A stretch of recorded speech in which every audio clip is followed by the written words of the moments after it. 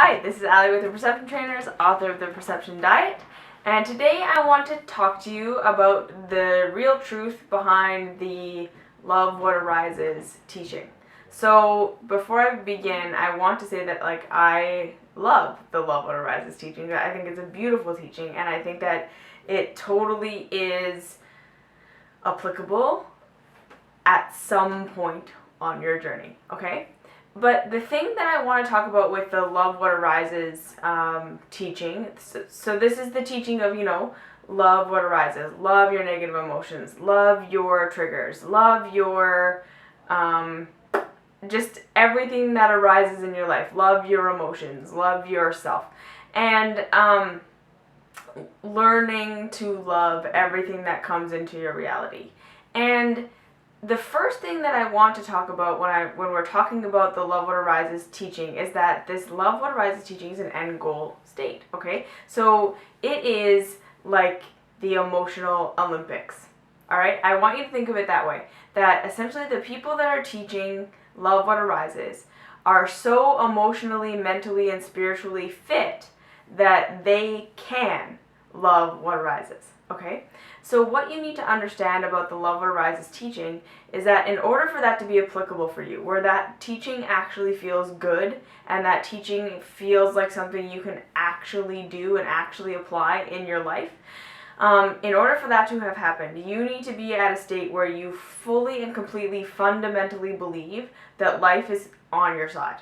Okay? So your foundational belief is that everything that comes into your reality is for your good. You fundamentally believe that your negative emotions are for your good. You fundamentally believe that every experience that shows up in your reality is a blessing. You do not ever have the thought, I'm being screwed over by the universe, or this terrible thing has happened to me and I don't want it to. You are at a place where you truly, like I say, foundationally believe that everything that comes into your reality is for your good, okay? And in order for that to be where you are, you have to have experienced your negative emotions and your negative stuff in your life, especially your negative emotions and negative thought patterns. You have to have experienced those things transforming into something beautiful for you, okay? You need to have seen how your negative emotions and your negative thoughts were actually something that benefited you and that had a message for you and that were there to help you move forward, that they're not something that are trying to mess you up, okay? And in order for that to have happened, you have to have gotten to a place where you were able and ready and mentally and emotionally fit enough to sit in your negative emotion, to sit in your negative situation and not try and change it, not resist it, and to have dissolved resistance to negative things in your life enough that you have been able to see them transform into what they truly were there to help you with, okay? And in order for that to have happened, you need to have built yourself up to such a place where you felt safe enough to go and sit in your negative emotions and release resistance to them, okay? Where you felt safe enough that your body and your mind and your spirit could let go enough for you to be able to sit in your negative emotion with no resistance to it, okay? And in order for that to have happened, you have to have spent a whole bunch of time practicing sitting in your emotions and sitting and being still and being quiet and coming close to it and coming close to it and coming close to it, because this is not a thing that's going to be natural for most people. Most of us are so afraid of our negative emotions and so afraid of our negative situations that we put up resistance so incredibly automatically that we don't even notice that we're doing it.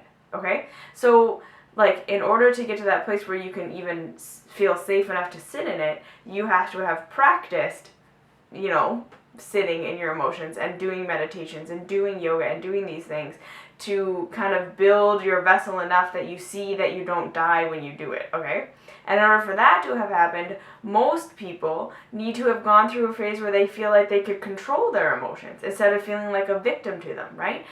So, these are the practices that I give, where you imagine yourself in your ideal body, or you imagine yourself in your ideal situation, and you start to be able to see that you can control your emotional state. Because most people are walking around in a state where they feel like they're a victim to their emotions, they feel like they're a victim to their thoughts, and they feel like they're a victim to life, okay? So to try and love what arises from victim state is like trying to, it's like, it's so far away. They're two states that are so incredibly far away from one another that you can't get here from here, or you can't get here from here, right? And so that's why I say that this Love What Arises teaching is essentially like the emotional Olympics, right? So just because someone who's able to do an Olympic lift of 400 pounds tells you their strategy for how they do that lift, doesn't mean that you can take their technique as someone who's never lifted weights before and lift 400 pounds, right? We're forgetting that that person has done a whole bunch of training for a really, really long time to build the muscles to be able to even do the technique of lifting 400 pounds. You see what I'm saying? And it's the exact same thing with the Love What Arises teaching. It takes a long time. It takes a lot of practice and a lot of phases, like I just kind of outlined there for you, to get to a place where loving what arises is a technique that's available for you, okay? So if you are someone who's sitting there watching some of these teachers on YouTube teach about love what arises, and you are really struggling with it, or you're finding that, you're not able to do it, or you feel guilty or bad about yourself that you're not able to do it, or even like you feel guilty or bad about yourself that you're not able to sit in your negative emotions, that you're not able to be present with yourself and your pain, that you want to run away, that you have negative self-destructive behaviors, that's just a sign that that's where you are. You're here, right? So the next step for you is not love what arises, right? If you're in self-destructive behavior, if you're in feeling like a victim to your circumstances, to your emotions, to your thoughts, anything like that, if you even feel like you're not in control of it, like you couldn't control it even if you wanted to, the next step for you is imagining yourself in your ideal situation. That's it. Okay? It's not for you to imagine that you can love all of the negative things that are in your life right now, because you have way too much mental construct about it, way too much unawareness about what's going on and about yourself, that this is just going to make you feel guilty, like it's another thing you're failing at on the spiritual path, okay? So this is what I want you to understand, is that getting to the place where you are able to love what arises is a journey. All right? And the only way to get here, the only way to get to the place where you are able to love what arises is to do each one of those steps. So forget about that right now. If this teaching doesn't feel good, if you're not able to love what arises kind of naturally, because this is the thing, the love what arises teaching, again, it's not really a teaching. It's someone who got to that state telling you about the state they're in.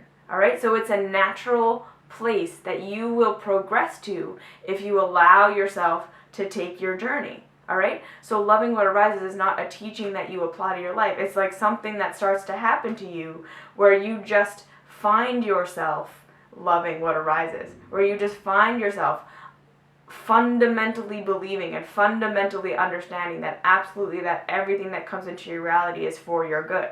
Okay? So you're not trying to love what arises. You see what I'm saying? You're not putting forth effort to love your boss. You're not putting forth effort to love this thing or to love your emotion or whatever. You're at a place where you do that, right? You see? You're at a place where that's just naturally where your mind goes. That's naturally where your emotions go. That's naturally where your vibration goes. When you have sadness, you know not to run away from it. You don't feel like you want to run away from it. You feel like you want to love it and love yourself and understand what it's trying to tell you and how is it trying to guide you and how is it trying to lead you. It's not an efforting.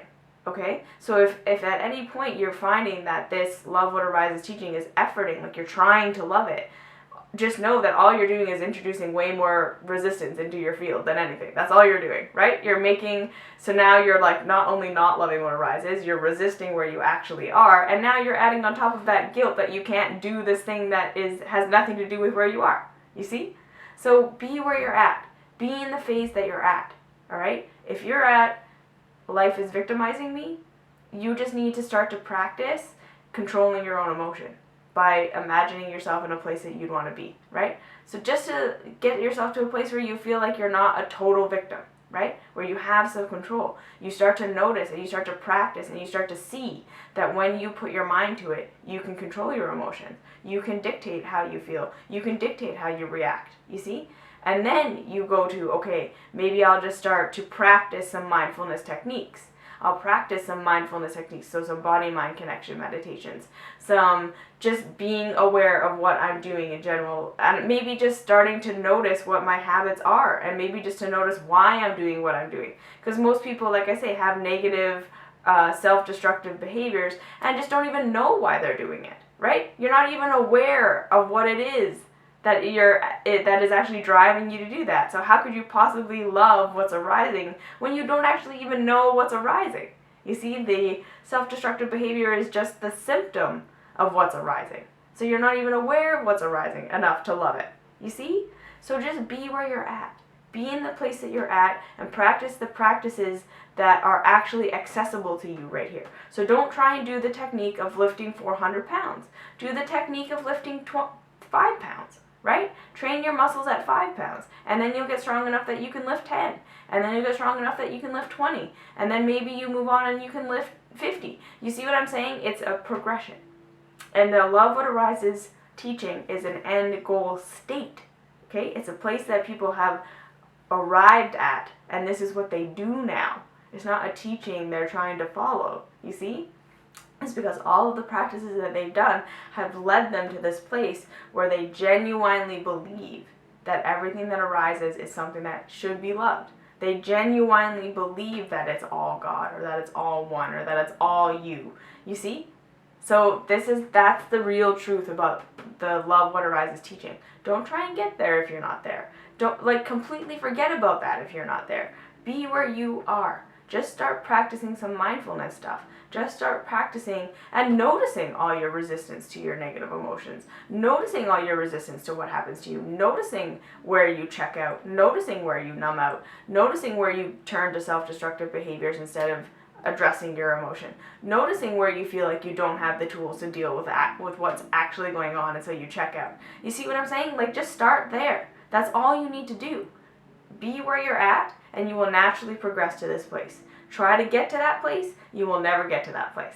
All right? So if you have any questions, comments, concerns, please leave them down below.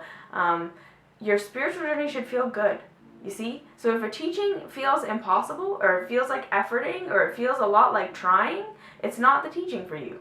You don't need to think about that right now. It doesn't mean that it's never going to be for you. It means that it's just not for you right now. And that's perfect. You're where you need to be.